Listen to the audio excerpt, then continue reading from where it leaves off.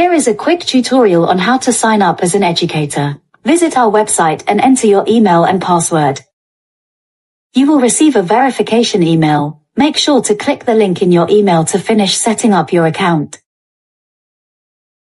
Once you've done that, you will need to enter some simple information about yourself, like your name, ethnicity, location, and a short bio.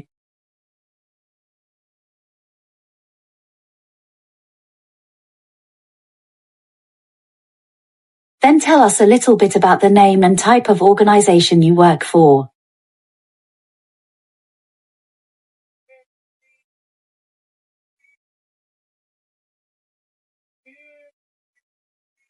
You have now created your account. To request a session, click the button at the top. You'll be taken to our list of mentors. You can pick which mentor will best suit your needs by choosing which topic you'd like them to discuss. Once you've chosen your mentor, tell us a little bit more about what support you need. This will help the mentor prepare before the session. Then, suggest dates and times that work best for you. We suggest proposing at least 3 options so you have the best chance of your request being accepted.